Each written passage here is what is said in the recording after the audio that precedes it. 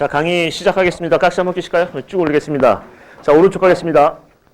자, 왼쪽 하겠습니다. 자, 오늘부터 이제 포커스 캠프를 시작하는데요. 먼저 들어가기 전에 간단하게 공지사항을 드리고 하겠습니다.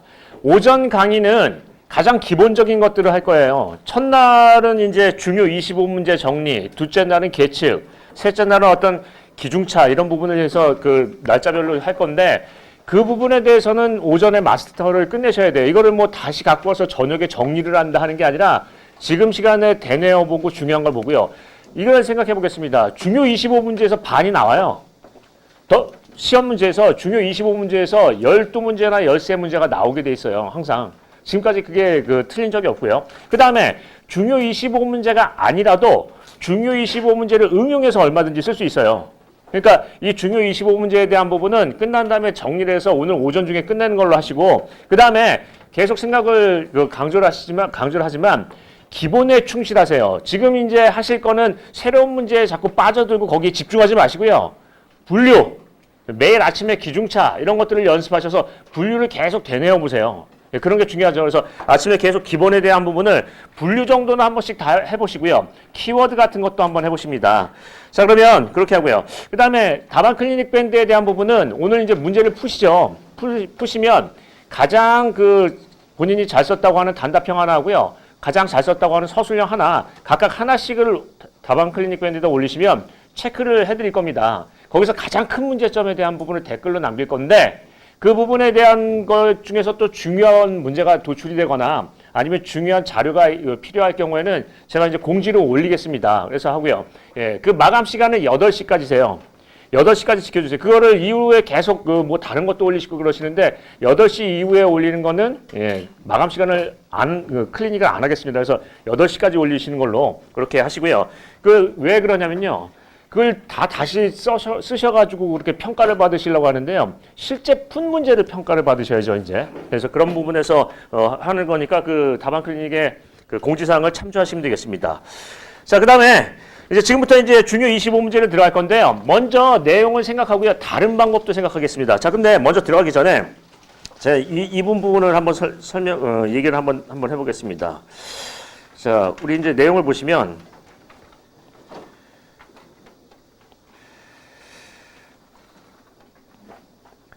자, 이제 우리 답안을 쓰실 때 이게 잘못 쓰시는 것 중에 하나가 이 부분 한번 보겠습니다. 맨 처음에 제일 중요한 게 단답형은 우리 이제 기본적인 정의가 굉장히 중요하세요. 그러니까 육하 원칙에 따라 쓰시는 거죠. 무엇을 어떻게 왜 정도는 들어가야 돼요. 무엇을 대상 어떻게 방법 왜 이유. 그래서 정의를 제일 엉망진창으로 쓰시는데 단답형에서는 핵심이 정의예요. 실은요. 그래서 정의를 제대로 쓰시고요.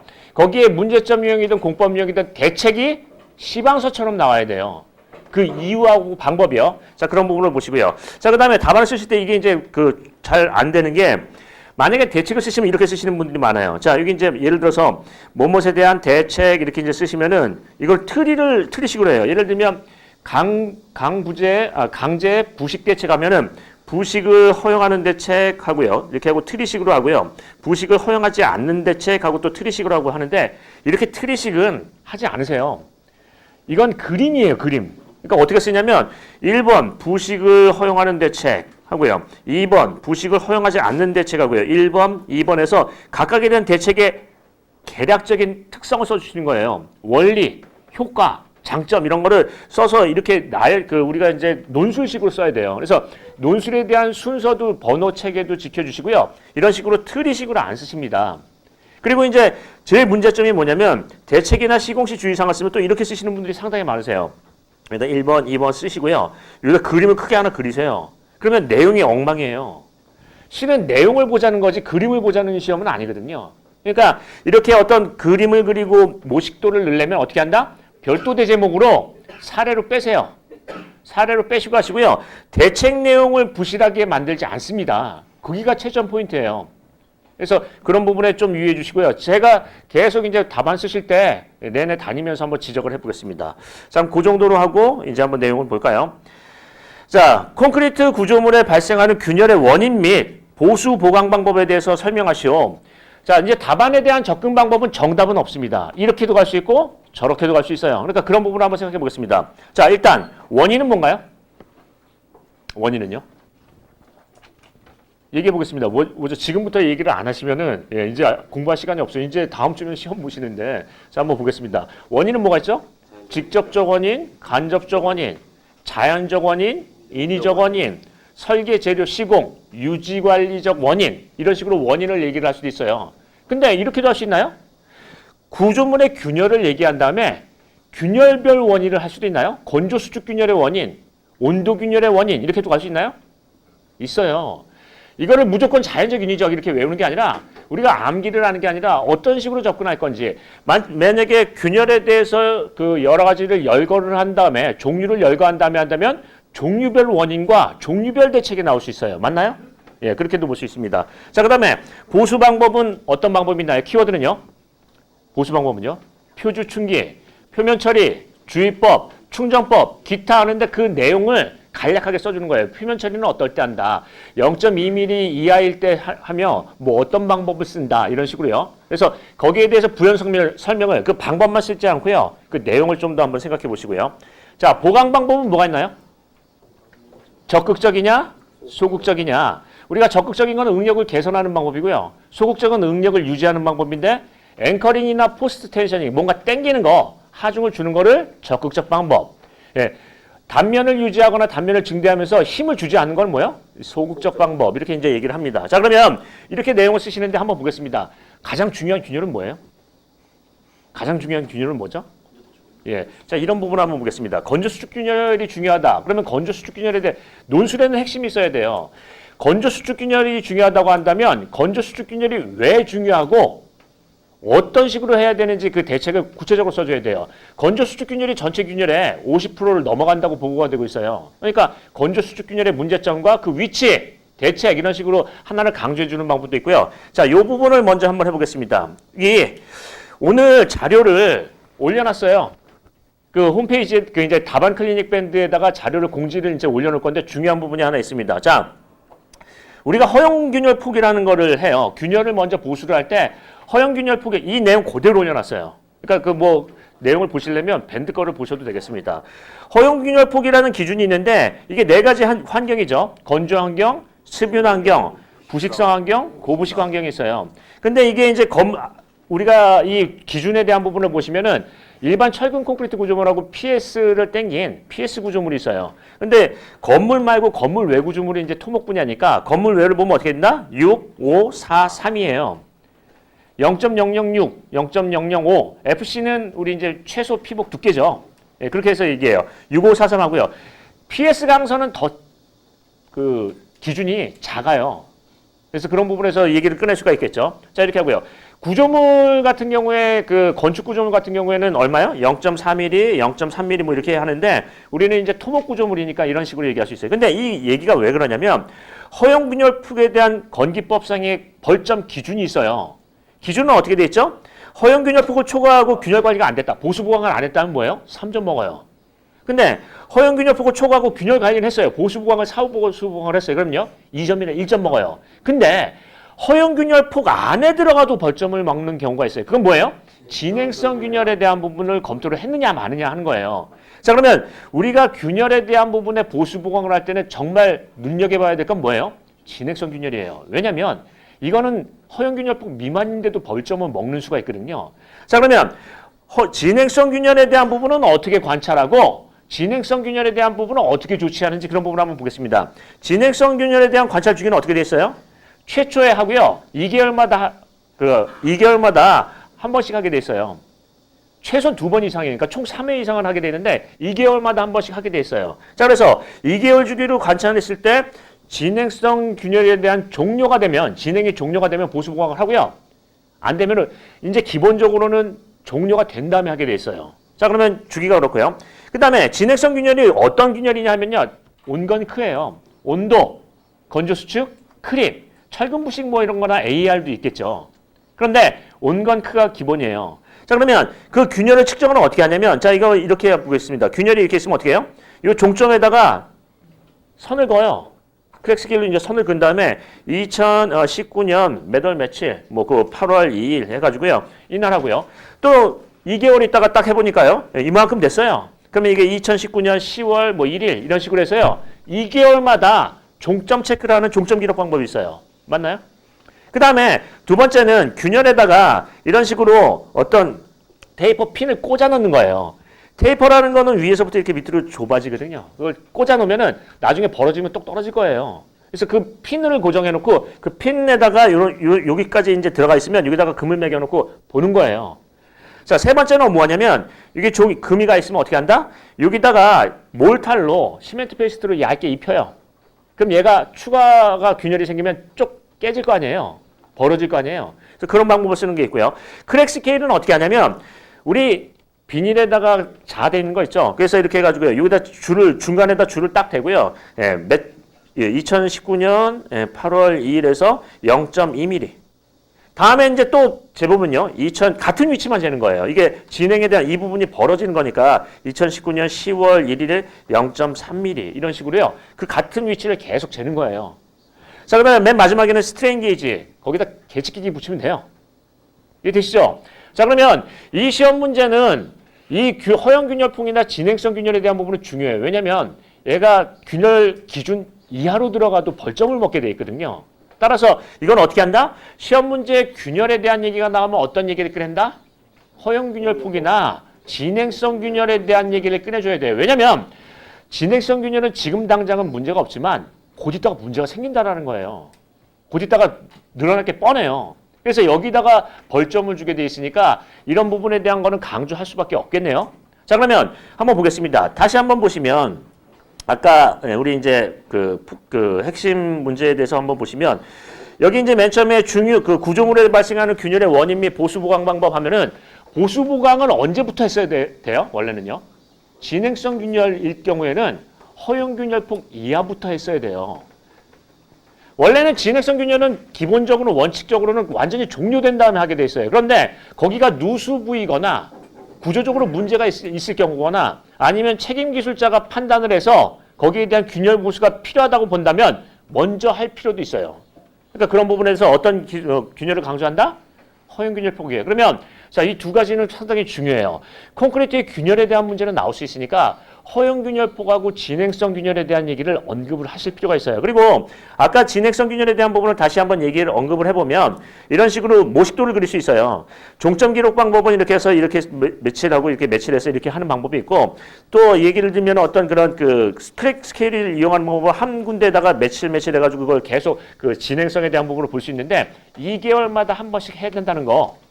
를 알 수 있겠죠. 자, 그럼 그런 부분을 보시겠습니다. 자, 그러면 다시 한번 그 정리를 하면 구조물에 대한 균열의 원인하고 보수 보강 방법을 설명을 할 수 있고요. 자, 그다음에 한번 보겠습니다. 균열의 종류는 유형은 어떻게 나눌 수 있나요? 유형은요? 시기에 따라 굳지 않은 굳은 구조물 콘크리트 균열 이렇게도 볼 수 있고요. 또는요, 그 원인에 따라도 할 수 있어요. 또는 위치에 따라. 근데 보통 우리가 이제 균열에 대해서는 두 가지로 봐요. 자, 구조적 균열하고요. 비구조적 균열이 있어요. 구조적 균열은 어떤 부분을 얘기하는 건가요? 얘는 얘에 대한 가장 큰 원인은 뭐냐면, 우리가 이제 사용 하중 때문에 생기는 거예요. 사용 하중 때문에 생기는 건데, 얘는 어떤 거에 영향을 미친다? 안전성형. 구조물의 안전에 큰 영향을 미치는 균열을 뭐라고 한다? 구조적 균열이라고 해요. 근데 비구조적 균열은 뭐냐면 나중에 우리가 이제 구조적인 부분에서는 큰 문제가 없을지라도 어떤 부분에 문제는 있을 수 있다. 안전성이 아니라 내구성이나 사용성에는 문제가 있어요. 구조적인 문제는 없다고 치더라도 하는 거예요. 그러니까 이 구조적 균열은 뭐냐라고 보면 뭐예요? 사용 하중에 따라서 생기는 균열이니까 뭐 치마 또는 주변의 굴착 뭐 여러 가지 이제 하중이 변동되면서 생기는 균열을 얘기하는 거죠. 주변 굴착 또는 치마, 부등 치마 이런 것들요. 근데 비구조적 균열은요. 나머지 다예요. 온도, 건조 수축, 철근 부식 이런 균열들이에요. 이해되시나요? 그러니까 철근 부식 균열이나 이런 게 구조적 균열이에요? 비구조적 균열이에요? 비구조적 균열이에요. 이해되시죠? 그래서 그러면 이렇게 한번 보겠습니다. 균열에 대해서 종류하고 균열에 대해서 원인하고 보수 보강 방법을 하면은 어떻게 나눌 수도 있나요? 균열을 먼저 분류를 한 다음에요. 원인을 구조적 균열의 원인을 하고요. 비구조적 균열의 원인을 한 다음에 보수 보강 대책을 어떻게 한다? 구조적 균열은 보강 대책으로 많이 얘기할 거고요. 비구조적 균열은 보수 대책으로 얘기를 할 거예요. 이렇게도 써도 되나요? 예. 그래서 중요 25문제 같은 경우에는 답안에 대한 부분은 여러 가지 방법으로 접근할 수 있다는 걸 생각을 해보세요. 꼭 뭐 자연적 인위적, 기계적으로 이렇게 써야 되는 게 아니라 다른 방법도 있을 수 있다는 거죠. 자, 그러면 여기 이제 내용을 한번 보겠습니다. 기본적으로 전통적으로 뭐냐면 답안을 그렇게 너무 잘 쓰시지 않으셔도 붙어요. 그리고 이제 내용을 보시면 먼저 중요 25문제 표준을 가지고 이제 설명을 드리는데 여기 정도 수준이 되면 붙고도 남아요. 그러니까 여기에 대해서 너무 더 많이 잘 쓰려고 생각도 하실 필요도 없겠습니다. 한번 내용을 볼까요? 제일 먼저 뭐라고 했냐면 균열의 원인 보수 보강 방법 얘기하기 전에 얘가 이제 유형은 문제점 유형이니까 문제점 원인 대책에서 문제점과 원인을 써야 되고요. 대책으로는 보수 보강 방법을 쓸 거예요. 자, 근데 1페이지에 뭐라고 되냐면 균열 발생 시 조사 항목하고요. 그 다음에 제어 관리에 대한 부분 이렇게 얘기했어요. 이것도 문제가 있어요. 뭘 조사를 잘 해야 돼요? 진행성 균열이요. 조사 방법은 어떻게 하는 거예요? 아까 주기나 아니면 방법을 제시했잖아요. 그래서 그런 걸 구체적으로 써주는 게 좋아요. 이거는 발생 위치 및 시기 그래요. 좋아요. 원인 위치를 몇 번에 한 번씩 하는 거죠? 그런 얘기가 없잖아요.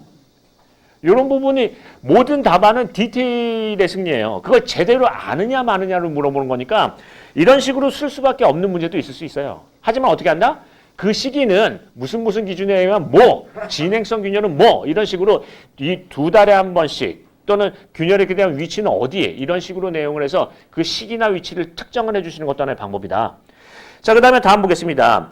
균열에 대한 제어관리 시스템을 가지고 이렇게 했는데 이 제어관리 시스템 뒤에 문제가 있어요. 우리가 이제 예방적 유지보수를 나중에 얘기할 거잖아요. 예방적 유지보수를 하려면 뭐가 필요하죠? 뭐가 선행이 돼야 돼요? 정량적인 평가 기준이 수립이 돼야 돼요. 그걸 자산으로 할 거냐 아니면은 균열에 대한 부분에서 균열 폭으로 할 거냐 이런 것들의 정량적 기준이 마련이 돼야지 예방적 보수가 되는 거고요. 실은 균열이 안 나도 보수를 하는 방법이 예방적 보수의 기본 개념이라면 다른 어떤 평가 기준에 대한 정량적 기준도 있어야 돼요. 균열이 안 나도요. 자, 일단은 여기 이제 보수 보강이라는 얘기를 했는데 가급적이면 설명을 해주셔야 돼요. 자, 그다음에 다음 넘어가 보겠습니다. 균열 발생 시에 문제점이 있고요. 자, 중요한 거는 원인과 보수 보강 방법의 핵심이니까 논술에서는 물어본 걸 제일 잘 써주셔야 돼요. 상세하게. 자, 원인은 어떻게 썼나요? 결함, 손상, 열화 이렇게도 썼는데 아까 어떤 원인으로 할 수도 있다? 직접적 원인, 간접적 원인, 인위적 원인, 아니면은 그 자연적 원인 이런 부분을 얘기할 수 있고요. 특히 어떤 원인에 대한 부분이 클 수도 있어요. 그것도 한번 생각을 해보겠습니다. 자, 그다음에 균열에 대한 저감 대책을 먼저 언급을 하고 보수 보강을 하는데 보수 방법은 뭐예요? 표주충기. 보강 방법은 그다음에 적극적 소극적 했습니다. 자, 이거 한번 볼까요? 균열 보강 사례 있는데 구조물을 해놨는데 균열이 나서 땜빵을 했대요. 이거는 사례로서의 가치가 있나요, 없나요? 없어요. 이거 그냥 해봤어요. 이 사례로서의 가치가 있는 거는요, 어떤 교훈이나 어떤 교훈 같은 부분이 분명히 있어야 되는 거죠. 그래서 우리는 어떤 얘기를 강조한다 이럴 때는요, 이 사례 같지 않으면은 어떤 얘기를 꺼낼 수 있나요? 예, 첫 번째는 뭐요? 뭘 강조한다? 허용균열폭, 진행성 균열 이런 걸 강조할 수 있어요. 이번에 시험 문제에 균열에 대한 문제가 나오면 거기에 대한 집중을 하십니다. 분명히 쓸 일이 나올 거예요. 어떤 식으로든. 자, 그런 부분이 있고요. 그 다음에 균열을 예방적 보수를 하려면 균열이 발생 전에도 균열 보수를 해야 된다는 얘기인데 그러려면 어떤 방법을 쓸 수 있나요? 자산관리 시스템이라는 것들도 얘기를 꺼낼 수 있고요. 그리고 예방적 보수를 위해서는 균열이 발생하기 전에 원인 제거를 통한 보수 보강 얘기도 꺼낼 수 있어요. 즉 예를 들면은 염해부식 균열이 생겼다라고 한다면 뭐예요? 타령 공정을 거친 후에 보수 보강이 들어가야지 그냥 보수 보강만 하면 또 균열이 생기게 뻔하니까. 그래서 원인 제거를 통한 보수 보강 또는 뭐요? 예방적 유지 보수, 자산 관리 시스템을 이용한 예방적 유지 보수 관리 방안 이런 얘기를 끊으면 좋겠습니다. 자, 그다음 다음 한번 가보겠습니다. 자, 요거는 자료는 그대로 밴드에다가 올려놨고요. 밴드 자료에는 허용균열폭하고 저걸 올려놨어요. 우리 시특법에 3종 그 시설물에 대한 기준과 점검 주기로 올려놨으니까 그거는 한번 내용을 읽어보십니다. 이번에 중요하니까요. 자, 다음 갈까요? 자, 그 다음에 한번 보겠습니다. 구조물의 내구성 저원인하고요. 내구성 증진을 위한 설계 시공 방안에 대해서 쓰셔야 했습니다. 핵심은 설계 방법과 시공 방법을 구체적으로 제시 안 하면 아웃이에요. 자, 이런 부분을 보겠습니다. 우리가 차별화 하는데 차별화는 어떤 걸 차별화해야 되죠? 물어본 곳을 차별화해야 돼요. 물어본 곳을 집중하고 물어본 곳에서 차별화를 찾아야지 물어보지 않은 곳에서 차별화를 찾으시면 위험하죠. 그러니까 그런 부분도 한번 생각해 보겠습니다. 일단 자, 내구성 저하 원인은 어떻게 되나요? 자, 우리 이제 내구 수명이라는 거는 한번 보겠습니다. 내구 수명은 어떻게 결정한다? 우리가 어떻게 표현하죠? 내구 수명은 내 수명 결정은 누가 한다? 전연이 한다. 이렇게 이제 얘기를 하죠. 결정 요인이 있고 저하 요인이 있고 연장 요인이 있어요. 자, 결정 요인은 뭔가요? 설계, 시공 오류에 대한 부분이고요. 저하 요인은 열화예요. 열화. 그다음에 연장 요인은 뭐죠?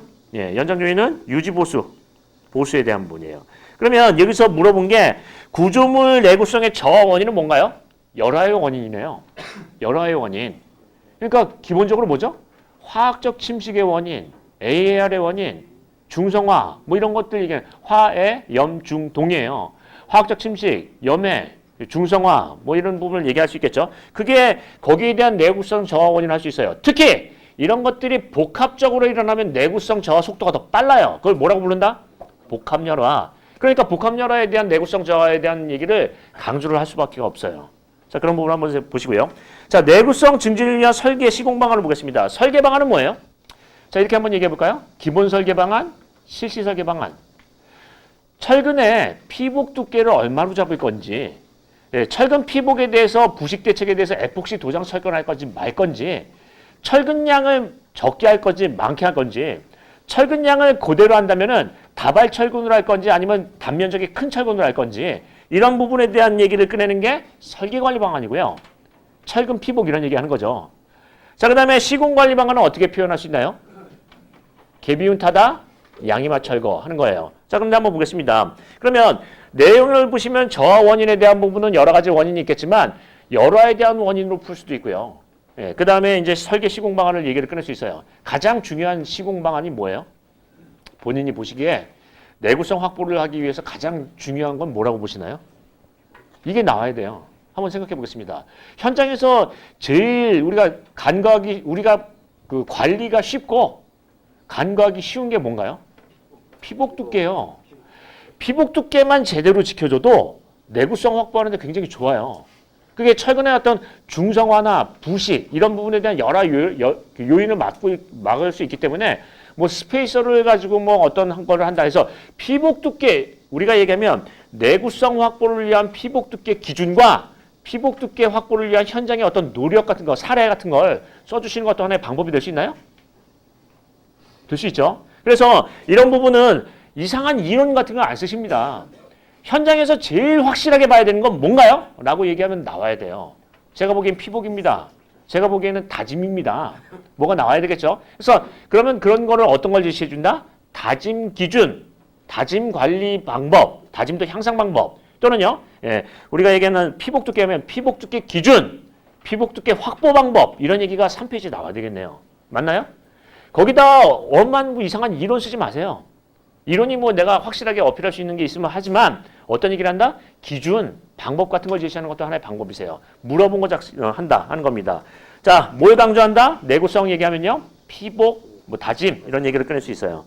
자, 그러면 여기 이제 1페이지에 보겠습니다. 내구성 저하 원인의 복합열화의 상관관계 이렇게 썼는데 이게 중요한 게 뭐냐면 왜 우리가 복합열화를 알아야 되느냐를 알려주셔야 돼요. 그럼 어떤 얘기를 꺼내야 되냐면 복합열화에 대한 그 내구성 저하 속도가 단일열화보다 빨라요. 맞나요? 예, 그래서 여기 이제 모식도가 있는데 이게 이제 단일열화라고 한다면 복합열화는 열화에 대한 속도가 이렇게 빨라요. 열화에 대한 어떤 성능 저하 속도도 빠르고요. 그러면 이 내용을 쓸 때는 어떻게 한다? 복합열화의 성능 저하 특성하고요. 복합열화에 대한 대책 얘기가 나오는 게 더 나아요. 그냥 복합열화는 이런 거다라고 하면은 왜 중요한지도 모르잖아요. 그러니까 복합열화가 왜 중요한지, 복합열화에 대해서 하려면 우리가 어떻게 해야 되는지 얘기를 꺼내시는 게 더 낫겠죠. 물론 이렇게 해가지고 떨어진다는 얘기는 아니지만 구체적인 얘기를 왜 하는지를 얘기를 해주셔야 되겠습니다. 자, 그 다음에 다음 한번 보겠습니다. 내구성 저하의 문제점은 뭐 구조적이나 비구조적이냐 얘기하고요. 원인은 어떻게 거기다 쓰라고 했죠? 그 원인에 대한 부분은 어떤 부분이 있다? 예. 내적, 외적 이렇게 쓸 수도 있어요. 기본적으로요. 근데 열화 인자를 가지고도 할 수 있어요. 내구성 저하에 대한 열화 인자, 화학적 침식에 대한 원인, AR에 대한 원인, 염해, 중성화, 동해에 대한 원인을 풀 수도 있어요. 맞나요? 자, 그 다음에 대칭해 보겠습니다. 설계 관리 방안은 어떻게 해요? 이거는 설계 개념이에요. 내구 지수가 환경 지수보다 커야 된다는 건 설계 개념이지. 자, 설계 방법은 어떻게 하죠? 철근은 어떻게 설계할까요? 피복 두께는요? 아까 뭐가 있다? 예, 피복 두께에 대한 기준이 있네요. 허용 우리가 이제 얘기하는 허용 환경에 따라서 피복 두께에 대한 부분을 얘기도 꺼낼 수 있고요. 또요. 철근량에 대한 부분, 철근 부식 대책에 대한 부분에 대한 설계도 꺼낼 수 있어요. 에폭시 도장 철근을 한다. 예, 뭐 어떤 환경에서는 어떤 식으로 한다. 같은 철근일 때는 철근량이 같을 때는 뭐 한다? 예, 단변적을 줄이고 다발 철근을 해서 건조 수축 균열에 저항하도록 설계한다. 이런 식으로요. 예, 그렇게 하고요. 그 다음에 단면을 단순하게 설계할까요? 복잡하게 설계할까요? 단순하게 하는 게 나아요. 복잡하게 하면 요철 구조니까 채수가 생길 거고요. 그럼 부식 속도가 빠를 거예요. 그러니까 단면을 단순하게 하고 배수가 잘 되는 구조로 설계한다. 이렇게 써야 되는 거 아닌가요? 그래서 이 문제에 대한 부분은 여러분께서 간과하기 쉬운 건 뭐냐면 물어본 것에 대한 집중이에요. 정신 똑바로 차리고요. 구체적인 대안을 제시하는 거예요. 방법을요. 이렇게 설계한다. 저렇게 설계한다. 라는 거죠. 배수가 잘 되는 구조로 설계한다. 단순한 구조로 설계한다. 어떻게 설계한다는 설계 얘기를 써주셔야 되는데 이거는 설계 개념이니까 NG예요. 실은요. 자, 그 다음에 시공관리 방안도 보겠습니다. 재료 배합 시공인데 시공에 대한 부분은 이렇게 얘기했었는데 한번 보겠습니다. 이게 이제 답안이 물어본 답안이에요. 피복 두께 뭐 해가지고 뭐 라이프 뭐 365 모델 사용해가지고 뭐 간만대 해가지고 107mm 하고요. 시공이음부에 지향하고 뭐 해안선 내용을 시방서처럼 써주세요. 뭐뭐의 경우에는 부식 속도가 빠르므로 어느 정도 확보를 한다. 어떻게 한다. 다짐에 대한 시공 순서, 다짐에 대한 기준은 과다 다짐 시에 어떤 문제가 있으므로 5에서 20초로 다짐을 한다. 이런 식으로 시방서처럼 써주셔야 돼요. 이제 이런 부분을 보겠습니다. 내가 왜 점수가 안 나오느냐? 왜 안 나와요? 물어본 거를 엉망으로 써서 그래요. 조금이라도 집중을 해서 물어본 것에 대한 구체적인 이유와 시방서처럼 써주는 거예요. 이유와 방법이요. 그렇게 써야 돼요. 요즘 같은 때 이렇게 쓰시면 이거 떨어져요. 이게 제대로 물어본 걸 제대로 안 썼으니까. 자, 그 다음에 한번 보겠습니다.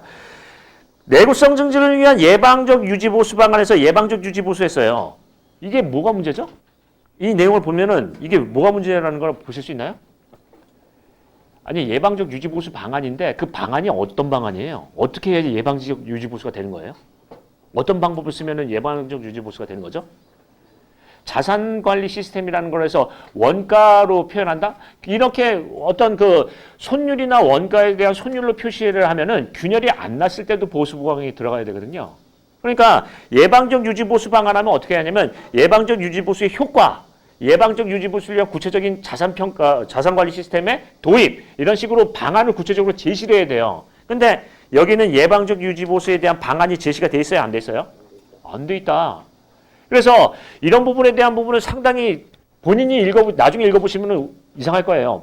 내용하고 제목하고 안 맞아요. 방안 제시가 안 되잖아요. 그래서 방안 제시를 하셔야 돼요. 이런 방법을 쓴다? 저런 방법을 쓴다 하는 거죠. 자, 아니면은 예방적 유지 보수를 위한 뭐요? 예, 어떤 얘기를 해요? 예, 원인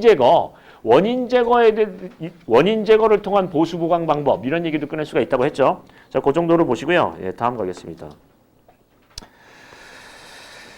자, 다음 문제는 강구조물의 연결 방법의 종류하고 특징을 한번 해보겠습니다. 자, 강구조물의 연결 방법의 종류는 뭐가 있나요? 실은 이거는 이렇게 하면은 생각을 한번 해봐야 돼요. 강구조물이 뭐예요? 이게 철근인가요? 강관인가요? 강박스 걷어 교량인가요? 그러면 철근 연결이면 뭐죠? 철근을 기준으로 한다고 쓰시면 돼요. 이게 이제 뭐냐면 강구조물을 특정을 안 했으면 먼저 대상을 특정해야 돼요. 본고에서는 철근 이음을 기준으로 강구조물의 이음을 한다. 철근도 강구조물이에요. 아니면 본고에서는 본인이 경험한 무슨 현장에 강박스 걷어의 연결을 기준으로 한다. 이런 얘기를 꺼낼 수 있어요. 맞나요? 예. 아니면 본인이 경험한 강관말뚝의 이음을 기준으로 한다. 그럼 강관말뚝의 이음은 또 다른 이음이에요. 기계적 야금적 기계적. 그래서 이게 연결 방법의 종류는 우리가 이제 야금적 기계적에서 용접 볼트도 있지만 강관말뚝으로 하면은 다른 얘기도 할 수 있어요. 밴드식도 있고 볼트식도 있고요. 충전식도 있고요. 다른 방법도 있어요. 그러면 다시 한번 보겠습니다. 강구조물의 연결 방법의 종류는 뭐예요? 강구조물을 먼저 특정을 하세요. 본고에서는 철근 연결을 기준으로 한다. 이런 식으로요. 자, 기본적으로 본류는 뭐가 있죠? 노멀한 경우에는요. 야금적, 기계적. 용접, 고장력 볼트, 리벳. 고장력 볼트하고 용접을 강조하시면 되겠습니다. 자, 그렇게 하고요. 특징은 어떻게 쓰셔야 돼요? 각각의 특징. 용접에서의 특징, 장단점, 적용성. 또 볼트에서의 특징, 장단점, 적용성. 근데 용접에서는 특히 우리가 특징은 뭐죠? 뭐에 유의해야 되죠? 잔류 변형, 예, 또는요 어떤 이차응력 이런 부분을 얘기를 꺼낼 수 있고요. 그 다음에 고장력 볼트는요, 얘가 조임. 우리가 얘기하면 어떤 그 볼트에 대한 조임이나 회전수나 충력 관리가 상당히 중요한 거죠. 그리고 그 조임에 대한 순서도 중요해요. 나중에 먼저 조인 게 나중에 조인 거를 조이면은 먼저 조인 게 느슨해질 수가 있으니까 조임에 대한 검사, 조임에 대한 관리 이런 얘기를 꺼내야 되겠죠. 맞나요? 자, 그 다음에 다음 보겠습니다. 강제 부식의 문제점은 어떤 문제점이 있죠? 뭐 직접적, 간접적, 구조적, 비구조적, 네, 이런 부분이 있고요. 그 다음에 대책은 뭐가 있나요? 부식을 허용하는 대책이 있고 부식을 허용하지 않는 대책. 허용하는 대책은 뭐가 있나요? 부식 속도를 설계 반영해서 두껍게 하는 거예요. 부식 때 공제값. 또요? 예, 무도장, 내구성강 이런 거 하는 거고요. 자, 부식을 허용하지 않는 방법은 뭐가 있죠? 만약에 철근 콘크리트 구조물이라면요. 내적, 외적. 철근에 대해서 내적, 외적. 콘크리트에서 내적, 외적. 즉 피복 두께를 늘려도 철근 부식 대책이 훌륭하게 될 수 있어요. 맞나요? 자, 그런 얘기를 꺼낼 수 있습니다. 자, 그럼 한번 보겠습니다. 가장 중요한 건 뭐예요? 우리가 간과하기 쉬운 가장 그런 큰 문제는 뭐죠? 그런 얘기가 나와야 돼요. 한번 보겠습니다. 부식 대책이 우리 이제 부식 대책을 해요. 그러면 이제 유지 보수를 하고 부식 대책을 한다는 거예요. 근데 우리는 어떤 문제가 크다고요? 아까 이런 얘기도 있었습니다. 예방적 유지 보수도 얘기를 꺼냈지만 다른 얘기도 꺼낼 수 있어요. 부식 위치가 만약에 발견이 되면 거기만 보수를 하면 어떻게 돼요? 전이차가 역전이 돼서 다른 부분의 부식 속도가 빨라진다는 문제가 있다고 했어요. 그래서 어떻게 하냐면 부식의 범위 결정하는 것, 그 부식 대책에 대한 적용 범위 결정이 상당히 중요하다고 했어요. 이게 왜 중요하냐면 이게 전기적인 어떤 그 역학적인 성질이에요. 이 전류의 흐름이나 부식은 전하의 이동 때문에 생기는 거거든요. 그러니까 부분 부식 보수 보강을 하면은 전이체가 역전이 돼서요. 부식이 안 난 데가 속도가 더 빠르게 부식이 돼요. 그런 얘기도 했었죠. 그래서 그런 부분에 대한 얘기를 꺼낼 수도 있다라고 얘기를 했습니다. 자, 현장에서 가장 중요한 건 뭐냐? 이렇게 얘기할 수 있고요. 자, 그럼 먼저 그 내용을 보겠습니다. 일단 강구조물의 연결 방법 선정 시 고려사항 해가지고요. 뭐 그 잔용량이 큰 경우에는 뭐 뭘로 간다, 아니다, 뭐 이런 식으로 뭐 내용을 꺼내고요. 그 다음에 용접 위험에 대한 결함 해가지고 내용을 꺼냈습니다. 자, 그 다음에 한번 볼까요? 연결 방법의 특징 해가지고 특징은 야금적, 기계적에서 여기다 뭐 경제성, 장점, 단점 얘기를 비교를 하셨네요. 크게 문제는 없어요. 근데 이런 내용을 쓸 때는 어떻게 쓴다고 했죠? 이유를 씁니다. 자, 경제적일 때는 뭐예요? 유리, 분리 이렇게 쓰면 안 되는 거죠. 뭐예요? 소규모일 때는 유리하다, 대규모일 때는 유리하다 이런 식으로 어떤 게 유리할 때도 있고 불리할 때도 있으니까 그 이유에 대한 부분을 충분히 설명을 하셔야 돼요. 자, 그런 부분에 비교를 하고요. 그 다음에 대책은 어떤 방법이 있다? 부식을 허용하는 대책과 허용하지 않는 대책이 있습니다. 그런데 한번 보겠습니다. 우리가 현장 부식 대책을 적용함에 있어서 가장 큰 문제는 뭐예요? 예, 그런 얘기가 나와야죠. 부식 대책 중에서 가장 중요한 게 뭐예요? 우리가 현장에서 정말 큰 문제는 뭐예요? 그런 얘기를 꺼낼 수 있죠. 철근 부식이라고 한다면 어떤 얘기가 또 피복 두께 얘기도 꺼낼 수 있고요. 예, 그런 얘기도 꺼낼 수 있다고 했죠. 그리고 예방적 보수도 할 수 있고 여러 가지 얘기를 꺼낼 수 있으니까 핵심이 뭐냐라고 했을 때 거기에 대한 부분이 3페이지에 강조가 되어야 되겠습니다. 자, 그 정도로 가고요. 다음 가볼까요? 예. 시험 문제, 사면 문제는 매회 나와요. 매회. 예, 뭐 이게 안번 사면이 됐던 인공 사면이 됐던. 자, 일단 기본적으로 한번 보겠습니다. 사면을 자연 사면과 인공 사면으로 구분하고 하면 비교를 하라는 거예요. 비교. 자, 비교표의 비교 항목은 어떻게 비교를 할까요? 비교표의 비교 항목은요. 예, 우리는 본서 같은 데 보시면 뭐가 있다? 원시형, 지형 지질. 예, 원인, 시기, 형태, 지형, 지질에 대한 부분을 비교를 할 수 있고요. 또는요. 얘를 각각 따져보면 문제점 유형이니까 어떻게 비교할 수 있다? 원구시, 문헌, 대형검. 문제점, 원인, 대책, 발생 현토, 형태, 검토 방법 이런 식으로 비교를 할 수가 있겠네요. 자, 그 정도로 비교할 수 있고요. 자, 자연사면의 붕괴 원인은 어떤 원인인가요? 아무래도 자연적인 원인이니까 내적, 외적. 물론 인위적, 자연적 이렇게 해도 되지만 자연사면이니까 아무래도 내적 원인과 외적 원인이 있어요. 즉 이렇게도 할 수 있고요. 또는 다른 방법은 어떻게 표현할 수 있죠? 전단 응력 증가의 원인, 전단 강도 감소의 원인. 예, 안전율로 풀면 그렇게 얘기를 꺼낼 수 있어요. 자, 그다음에 대책은 어떤 대책이 있죠? 그렇게 전단 응력, 전단 강도 얘기했으면요. 전단 응력을 감소시키는 대책, 전단 강도를 증가시키는 대책, 또는요 안전율 유지 대책, 안전율 증가 대책 얘기를 꺼낼 수 있겠죠. 자, 근데 이거 한번 보겠습니다. 실은 이거의 핵심은 뭐냐면 대책을 상세히 써야 돼요. 다른 건 다 필요 없어요. 대책을 구체적으로 써야 돼요. 어떤 식으로 대책을 해야 되는 게 그게 핵심이고요. 대책 중에서 우리가 간과하기 쉬운 게 뭔지를 얘기를 꺼내주셔야 돼요. 보통 우리가 어떤 대책을 간과하기 쉬워하죠? 배수요, 배수. 배수가 굉장히 중요한데 특히나 이제 여름철이나 이런 거 점검 나가면은 배수에 대한 부분이 불량할 때가 많아요. 그럼 배수 기능을 회복하는 그런 구체적인 대책이 필요하네요. 배수 기능 회복 대책은 어떤 방법이 있나요? 실은요. 그런 얘기를 자꾸 꺼내줘야 돼요. 그래서 배수 구멍이 물구멍이 막히면 어떤 식으로 해서 배수 기능을 회복한다든지 하는 배수 기능 회복에 대한 부분도 한번 생각을 해보겠습니다. 자, 그럼 내용을 한번 볼까요? 자, 일단은 붕괴 원인 파악을 위한 조사고요. 붕괴에 대한 어떤 검토를 위한 계측 관리했습니다. 근데 이런 것도 어떻게 쓰냐면 자, 이거 한번 보겠습니다. 이렇게 여러 개 쓰지 마시고요. 하나를 자세히 쓰세요. 그게 더 유리하세요. 하나라도 제대로 들어가는 게 유리해요. 조사 쓰고 뭐 쓰고 해서 다 얼렁덜렁 쓰는 것보다 조사를 확실하게 쓰거나 하는 거예요. 자, 한번 볼까요, 여기요? 조사 방법이면 조사가 나와야 되는데 조사가 어디 있어요, 지금? 태풍 매미가 조사예요? 아니, 토사 붕괴가 조사인가요? 아니, 랜드 크립 진행이 조사예요? 아니, 조사를 한다는데 조사가 어디 있나요? 자, 한번 보겠습니다. 이렇게 한번 해볼까요?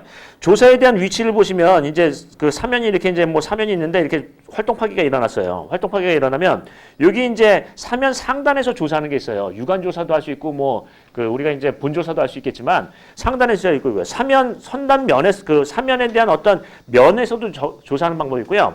그다음에 사면에 원호 활동이 나면 이게 융기가 되니까 주변 집안에 조사하는 항목도 있어요.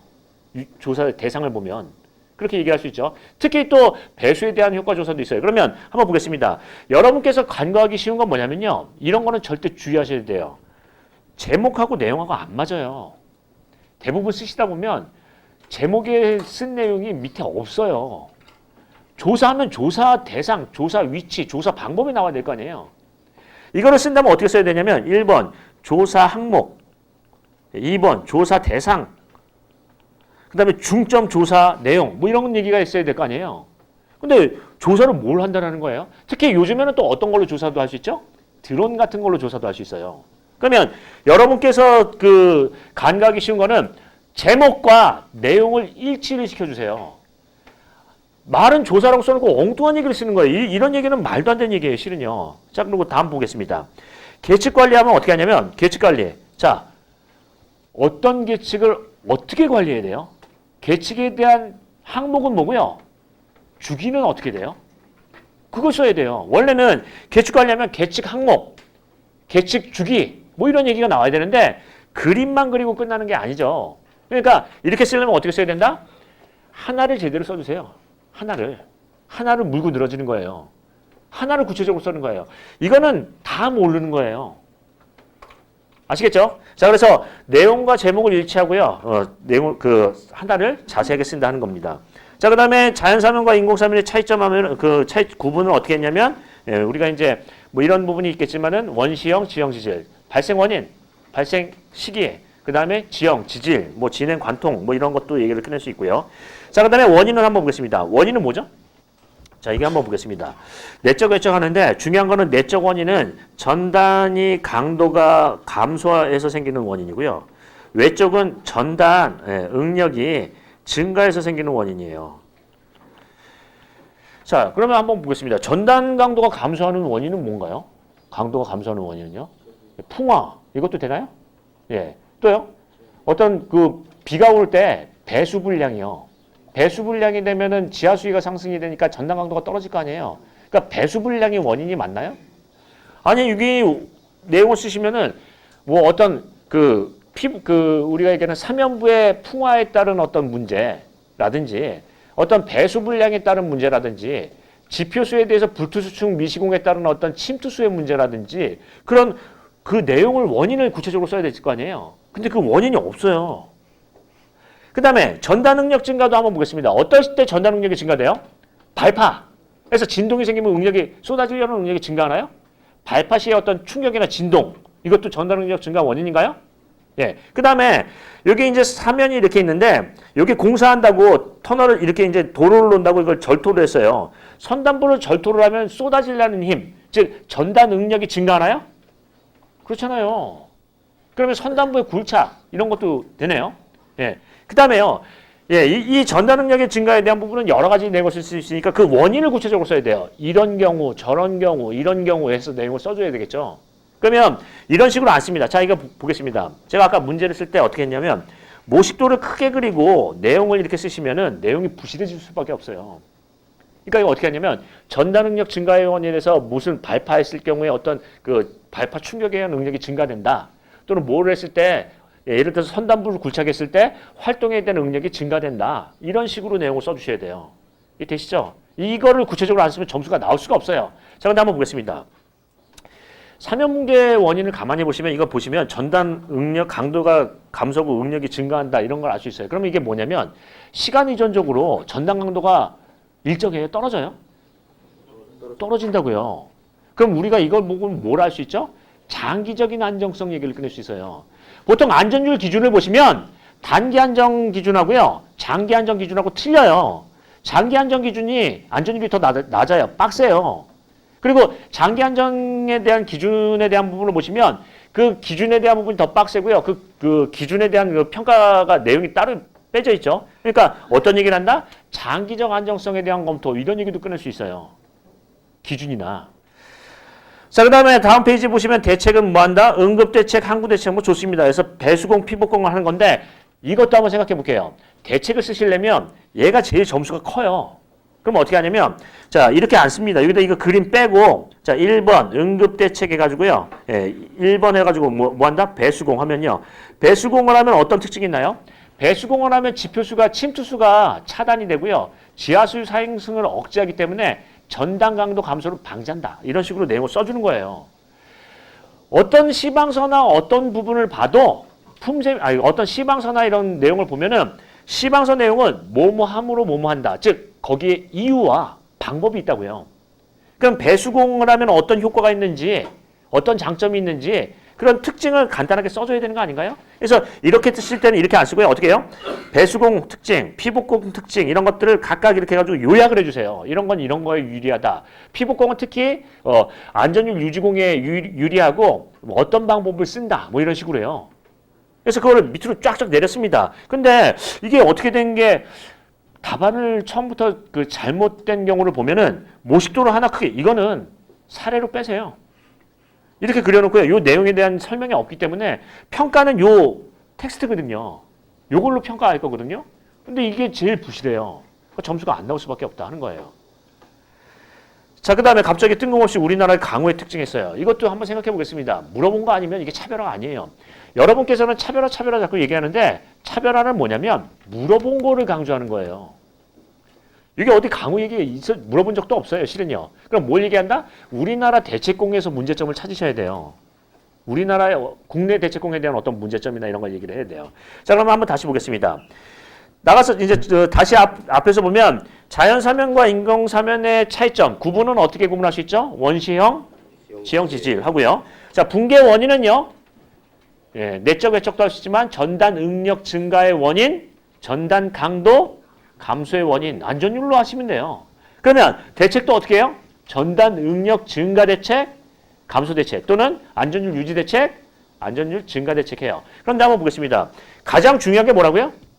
우리나라 대책은 뭐가 중요하다고요? 장기적인 안정성 평가요? 그럼 그런 얘기 꺼내는 거예요. 자, 그럼 한번 보겠습니다.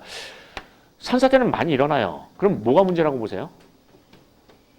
점검이 그 대상 지역에 대한 사면은 상당히 많은데 점검하기가 어렵네요. 인력도 한정이 돼 있고 점검에 대한 부분에서 이게 한정이 돼 있네요. 그러면 어떤 방법을 쓰는 것도 하나의 방법이에요? 드론이요. 4차 산업혁명 기술인 드론이 있잖아요. 그런 거 같은 경우는 날려가지고 계략 평가를 한 다음에 거기서 문제가 도출된 거는 상세 조사가 들어간다 이거죠. 그러니까 드론을 이용한 방법에서 드론을 이용하는 어떤 방법의 구성 모식도라든지 효과를 쓰고요. 그 결과 문제가 발생된 데에서는 어떻게 점검한다는 방법을 제시하시면 돼요. 이해 되시죠? 그래서 물어본 거를 집중하세요. 뭐에 집중한다? 대책에 대해 집중하세요. 자, 그렇게 보십니다. 이런 얘기는 그 강우 특징은 만약에 강우에 의한 사면붕괴의 원인과 대책을 쓰라 하면 이거는 좀 먹힐만 해요. 근데 뜬금없이 이렇게 나오면 요거는 호불호가 있어요. 분명히 이거 내가 물어보지도 않은 거 왜 쓰는 거야? 이렇게 하는 분들 분명히 있어요. 그러니까 답안에 대해서는 반드시 차별화라는 건 뭐에 집중하는 거예요? 물어본 문제에 핵 질문 요지에다가 집중을 하셔야 돼요. 문제 존중을 하셔야 되겠죠. 자, 그런 부분을 보시고요. 다음 가겠습니다. 요거는 뭐 많이 하니까 우리 한번 보겠습니다. 다짐 원리는 어떻게 표현하죠? 다짐 원리는요. 다짐 원리는 다짐 원리 곡선으로 해요. 자, 다짐 원리에 보시면은 이렇게 다짐 원리 곡선을 보시면 감마 t가 있고요. 함수 b가 있는데 감마 d에다가 물을 쫙 넣으면은 물을 쫙 넣으면 감마 t가 돼요. 감마 t가 돼요. 우리가 이제 이렇게 얘기할 수 있죠. 감마 t가 되는데 감마 d는 감마 t에다가 1 플러스 함수 b 물을 쭉 뺀 거예요. 자, 그렇게 하면 얘를 크게 세 가지로 나눈다. OMC 건조 측, OMC 측, 습윤 측으로 해서요. 습윤 측으로 나눠서 얘는 다짐의 원리는 어떻게 표현해요? OMC 건조 측에서, OMC 측에서, 습윤 측에서 세 가지 단계로 원리를 얘기를 할 수 있어요. 원리를. 자, 그다음에 그걸 설명을 한번 해보겠습니다. 그다음에 다짐 자유 제한 사유는 무엇 때문에 그렇죠? 두께, 횟수, 속도를 제한하는데 두께는 뭐 때문에 제한하는 거예요? 스케일 이펙트 때문에. 횟수는 뭐 때문에 제한하는 거예요? 과다짐 때문에. 여러분 자꾸 뱉어주셔야 돼요. 지금 안 뱉으시면 나중에 생각이 안 나죠. 당연히. 이거 기본이에요. 이게 여기서 반이 나오는데 자꾸 틀리더라도 원래 자 한번 보겠습니다. 다짐 제한 사유를 모르고 다 생각이 안 나는데 스케일 이펙트만 생각이 나는 거예요. 현장에서. 그럼 스케일 이펙트만 갖고 많이 쓰셔도 돼요. 스케일 이펙트로 우리 한 페이지 쓸 수 있나요? 문헌 대연검 해가지고 한 페이지 쓸 수 있나요? 그러면 이것도 쓸 수 있을 거 아니에요. 현장에 딱 가서는 뭐냐면 이거를 여러 가지를 암기를 하거나 우리가 분류를 했던 게 생각이 안 나면 하나 갖고 물고 늘어줘도 돼요. 즉 다짐 제한 사유 하면은 스케일 이펙트에 대한 문제점, 원인, 대책 이런 얘기 써도 돼요. 그래도 붙을 수 있어요. 그러니까 자꾸 내뱉으셔야죠. 자, 다짐 제한 사유는 뭐죠?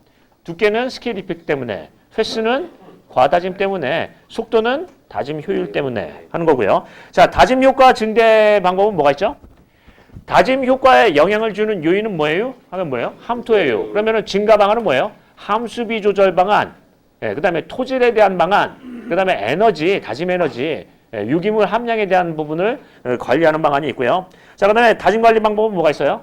기판관 얘기하지만 다짐에 대한 관리 방법은 뭐가 있죠? 크게 두 가지가요. 공법 규정과 품질 규정. 공법 규정을 위해서 얘기했으니까 품질 규정인 5가지 항목, 강변, 답보상, 강도, 변형량, 포화도, 다짐도, 상도 밀도가 나와야 돼요. 자, 그러면 다시 보겠습니다. 이 1페이지에 물어보신 게 다짐의 원리하면 어떻게 해야 되냐면 1번 OMC 무슨 측이요? 건조 측. OMC 측. OMC 습윤 측으로 나눌 수 있어요. 습윤 측.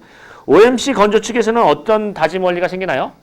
때리면은 공극이 빠져나가요. 그럼 밀도가 올라가고요. 그러면은 어떤 밀도가 올라가서 다짐에 대한 효과가 올라가요. 자, OMC 측이기 때문에 어떻게 해요? 공극이 최대한으로 빠져나가고요. 밀도가 최대가 되면서 최대 건조 밀도를 하고요. 어떤 다짐에 대한 특성, 즉 치마량이 적어지고 투수성이 적어지는 그런 효과를 얻을 수 있어요. 극대화할 수 있어요. 근데 습윤 측은 뭐가 증가해요? 수극이 증가해요.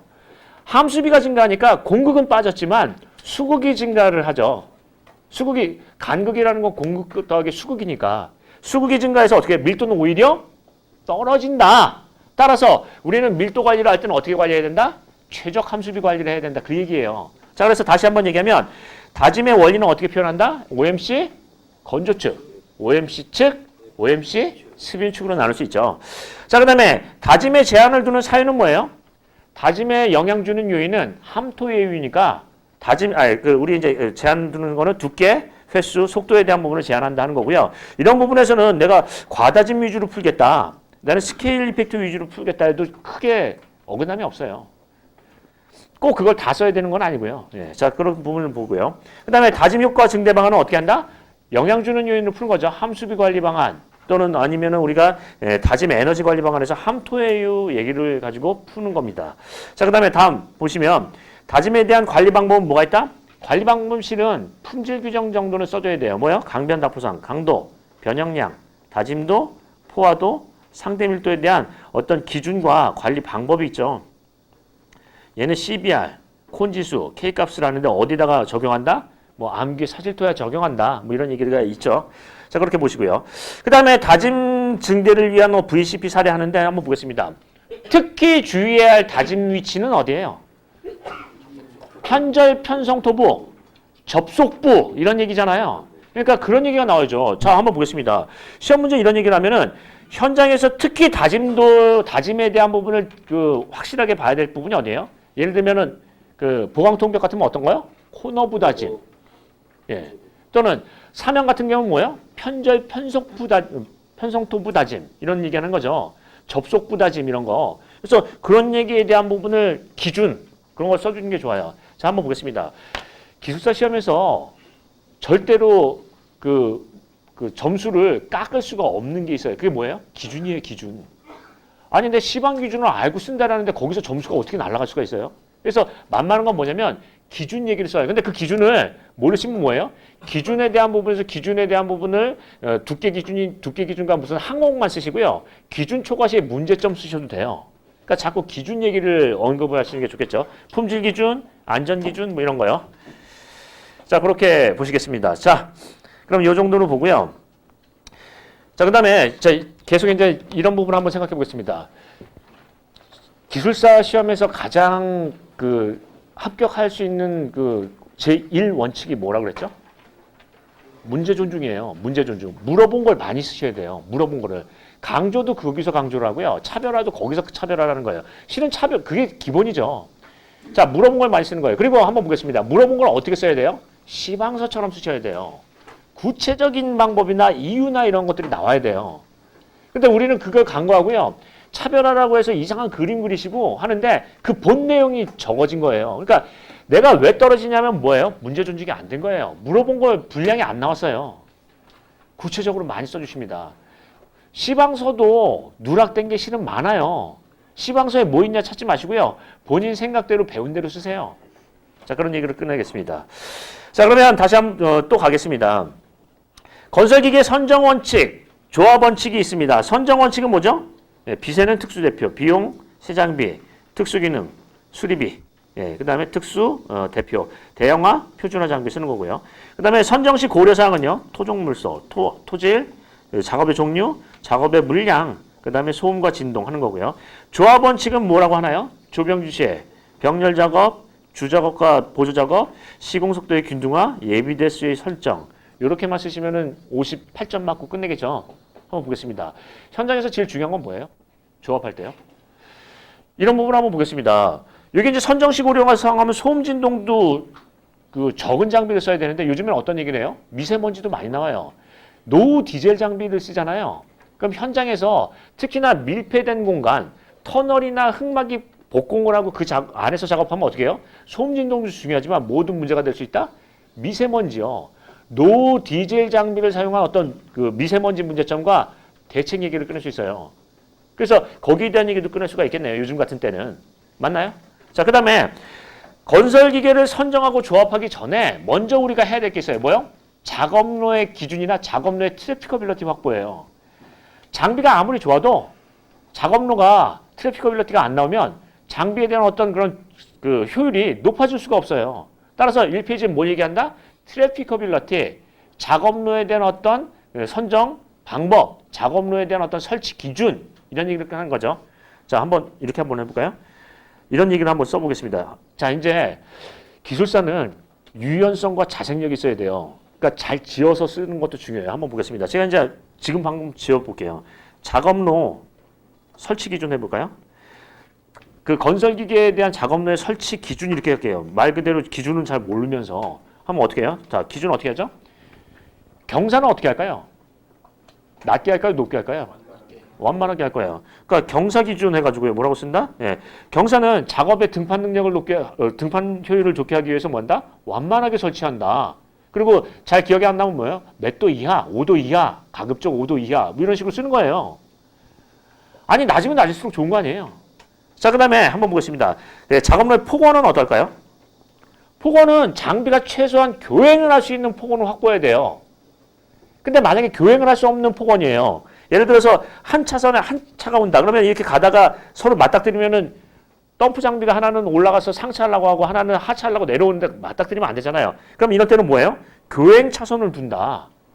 그 교행 차선의 기준은 가급적 몇십 미터 앞에 하나마다 하나씩 둔다. 이렇게 하면 어떨까요? 이런 식의 써도 될까요? 아니 이 기준이라는 얘기를 쓰면은 다들 이거 뭘 쓰느냐 하는 건데 거기에다가 내용을 그렇게 쓰시는 거예요. 그리고 무슨 현장 기준, 우리는 현장은 이렇게 했다라고 쓰시면 되는 거죠. 그래서 이거를 내용을 뭘 쓸 거냐 하는 거는 어려운 얘기 쓸 필요 없어요. 이게 이제 몬테카를로 시뮬레이션이 나왔는데 본인 모르는 얘기 쓰지도 마세요. 본인이 아는 얘기만 쓰세요. 이거 내용 보면 이상하잖아요. 이게 이런 게 차별화가 아니라니까요. 이게 차별화 같죠? 그분들이 볼 때는 우습죠. 이게 뭐 하는 거냐고 할 수도 있겠죠. 그래서 어떤 얘기를 꺼내냐면 기준 얘기 꺼내고 현장에서 어떤 먼저 해야 될 거를 꺼내세요. 먼저 장비 조합하기 전에 뭐부터 해야 되냐면 작업로가 멀쩡해야 돼요. 그게 사이클 타임을 단축할 수 있고 어떤 장비의 효율을 올릴 수 있는 기본 거잖아요. 그러니까 먼저 준비 작업이 뭐가 되는 거죠? 작업로에 대한 확보 기준, 설치 기준 이런 얘기나 트래피커빌리티 확보 방안 이런 얘기부터 나와야 되는 거 아닌가요? 예, 자, 그런 얘기를 꺼낼 수 있고요. 자, 그 다음에 조합의 원칙은 이거 한번 보겠습니다. 자, 이것도 한번 볼까요? 조합의 원칙과 선정의 원칙이 문제 질문 요지예요. 제가 분명히 뭐라고 했죠? 이 옆에다 이런 거 쓰지 마세요. 아니 왜 그림을 그려서 내용을 안 써요? 자, 이거 한번 보겠습니다. 경제적인 장비 사용하고 여기다 부연 설명을 하셔야 돼요. 어떤 장비가 경제적인 장비인가요? 한번 얘기해 보세요. 경제적인 장비는 어떤 장비죠? 한번 얘기해 보겠습니다. 경제 수명이 있잖아요. 경제 수명이. 경제 수명에 대한 부분에서 경제 수명보다 그 내용 연수가 사용 연수가 짧은 장비예요. 경제 수명이라는 건 뭐 이렇게 하잖아요. 우리가 이제 뭐 평균 유지 비용하고 이제 실제 유지 비용이 있으면은 이게 넘어가는 걸 경제 수명이라고 잡는데 비용이라는 부분가 있는데 경제 수명보다 작은 내용 그 사용 연수를 갖는 장비를 사용한다. 이렇게 부연 설명을 해야 돼요. 새 장비면 무조건 신품을 구입한다는 게 아니라 이 정도까지가 새 장비라는 거를 제시를 해줘야 돼요. 자, 그 다음에 장비의 수리 비용이 적어야 된다. 그러면은 그 수리 비용에 대한 부분도 한번 이게 어떤 수리 비용인지 얘기를 꺼내는 거죠. 자, 장비의 대형화. 무조건 대형화된다고 좋은 장비인가요? 그것도 아니에요. 건설 현장의 규모에 맞게 대형화돼야 되는 거죠. 그러니까 토공량이나 아니면은 무슨 뭐 토공량이나 그 공사 기간에 적정한 장비를 설정한다. 이런 식으로 부연 설명이 들어가야 돼요. 따라서 시험 문제는 뭐냐면 여러분께서 착각하시는 건 뭐냐면 그림 그리면 붙는 거 아니냐. 아니에요. 물어본 거를 제대로 부연 설명을 쓰는 거예요. 그리고 이런 것도 한번 보겠습니다. 어떤 작전을 쓰냐면 밑으로 내려 쓰세요. 이렇게 한번 보겠습니다. 건설 경제적인 장비 사용해서 밑에다 부연 설명을 1번, 2번에서 쓰세요. 이렇게. 그 다음에 2번, 뭐 특수 장비를 사용한다. 그럼 그 특수 장비에 대해서 부연 설명 1번, 2번 밑으로 내려 쓰세요. 옆으로 쓰지 말고요. 다 밑으로 쭉쭉 내려 씁니다. 종이도 많은데. 이게 되시죠? 그래서 여러분께서는 합격의 제1 원칙은 뭐냐면 물어본 것을 구체적으로 많이 쓰시는 거예요. 많이 쓰셔야 돼요. 이런 식으로 쓰시면은 정말 애매해요. 그림 옆에다 그리고 경제적 장비 선정한다. 어떤 게 경제적 장비예요, 도대체? 거기에 대해서 부연 설명이 있어야 되겠죠. 자, 그렇게 하고요. 조합 원칙도 마찬가지로 부연 설명이 돼야 되겠습니다. 선정식 오래상은 토종물서 뭐 좋은데, 자, 이것도 한번 보겠습니다. 토종물서. 작업의 종류, 굴착, 적재, 운반, 부설. 이게 뭐죠? 예를 들면 한번 보겠습니다. 예를 들어서 한번 이게 이제 토질 같은 경우도 이렇게 이제 말을 이렇게 써놨는데 이렇게 한번 보겠습니다. 토질이 만약에 연약 집안에서 장비하는 거고요. 그 다음에 연약 집안이 아닌 사질토나 이렇게 자갈 집안에서 작업하는 장비를 쓰면은 어떨 때 크롤러 장비를 쓰고 어떨 때 휠 타입 장비를 써요. 크롤러는 무한궤도식이고요. 휠 타입은 바퀴식이에요. 연약 집안에서는 크롤러가 날까요? 휠 타입이 날까요? 크롤러가 낫겠죠. 그렇게 써야 돼요. 토질에 대해서는 연약 집안에서는 휠 타입보다는 크롤러 무한궤도식이 유리하다. 접지압이 작음으로 유리하다. 뭐 이런 식으로 써줘야 될 거 아니에요. 그러니까 이런 얘기는 실은 우리가 그 현장에서도 겪을 수 있고 누구나 생각할 수 있는 얘기인데 이렇게 쓰는데 뭐라고 하냐면 선정시 고려상에서요. 콘지수를 무조건 해야 된다? 그건 또 아니에요. 생각을 해보면. 기본적인 구체적인 방법을 제시하는 거죠. 예, 그래서 현장에서 써먹을 수 있는 거를 시방서처럼 쓰는 거 그것도 하나의 방법입니다. 자, 그 다음에 경제 수명하고 조합에 대한 어떤 사례를 했습니다. 이런 것들은 어떻게 하시는 게 좋죠? 조합 사례 A타입, B타입 해가지고요. 그 사이클 타임이나 시공 효율을 하는 거예요. 시간당 작업량이 얘는 이렇게 조합했더니 뭐 500 큐빅미터 나왔고 얘는 400 큐빅미터 나와서 얘를 썼다라는 어떤 사례, 당초, 변경, 이란, 이안 비교하시는 게 낫겠죠? 자, 그런 부분을 합니다. 자, 그리고 앞으로는 장비의 선정에 대해서 어떤 얘기를 꺼낸다? 예, 뭐 미세먼지를 저감할 수 있는 장비 또는 소음 진동이 저감되는 장비 이런 얘기도 꺼낼 수가 있겠죠. 자, 그 정도로 볼까요? 예.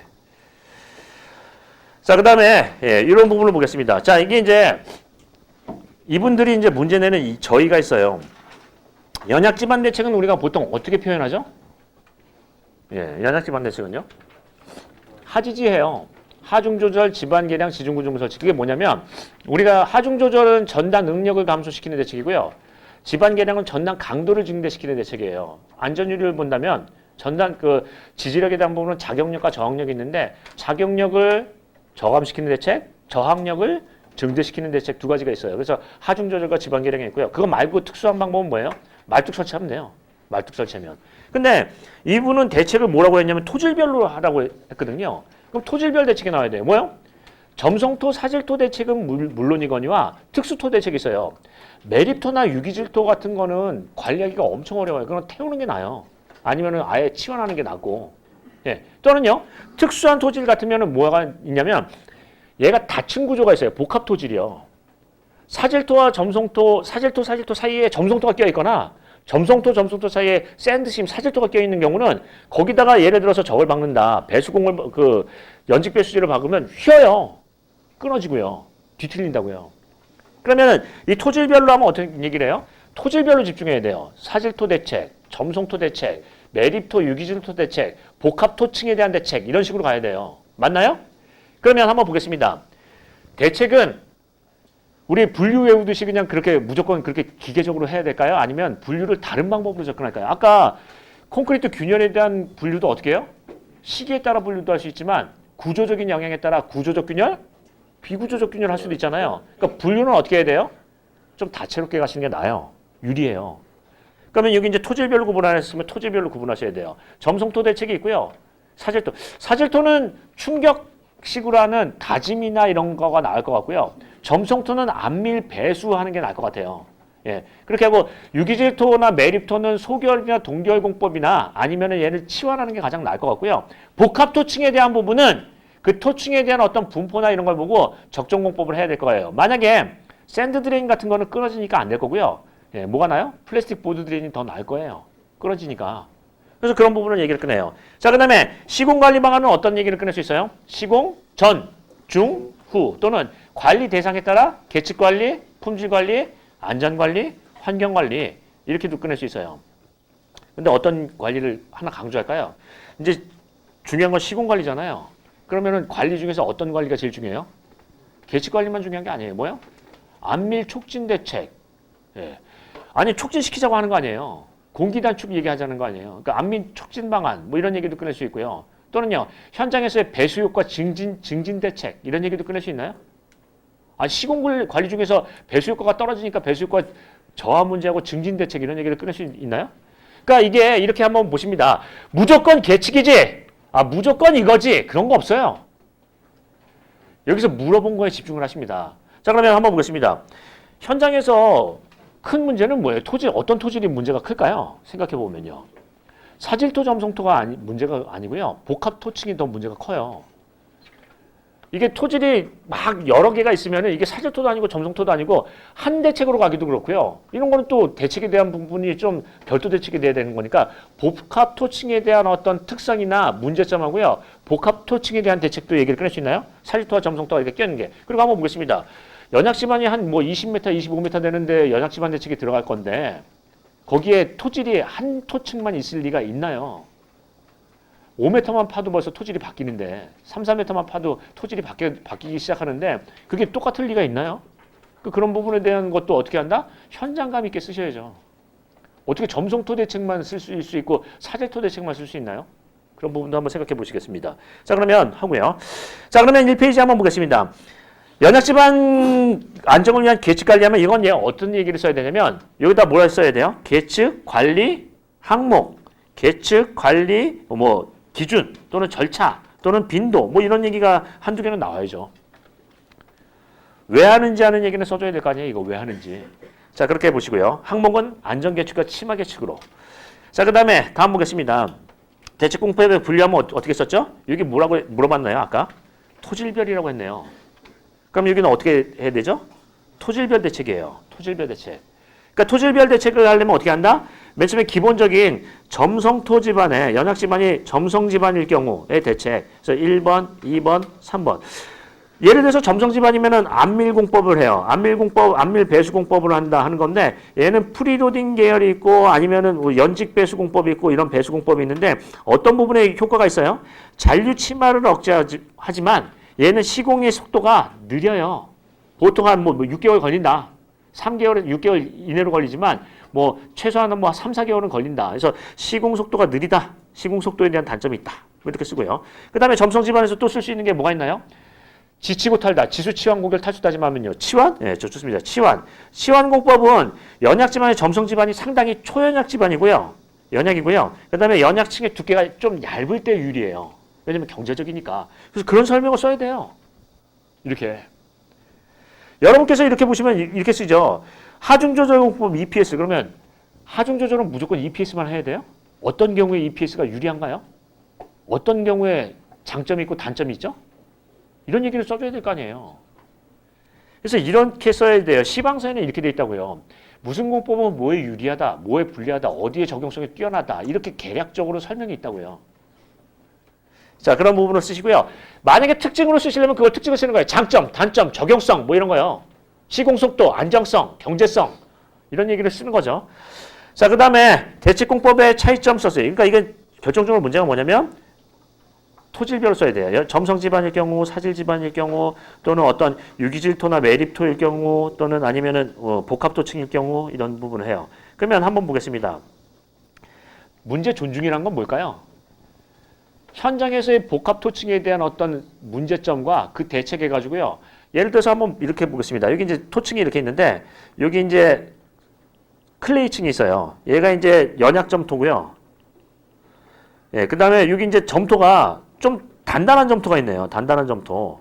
그 다음에 여기 이제 사질 집안이 이렇게 있고요. 그 다음에 또 이게 점성토가 깔려 있어요. 이게 이제 점성토가 또 연약 점토가 있고, 그 다음에 여기 이제 사질토가 있어요.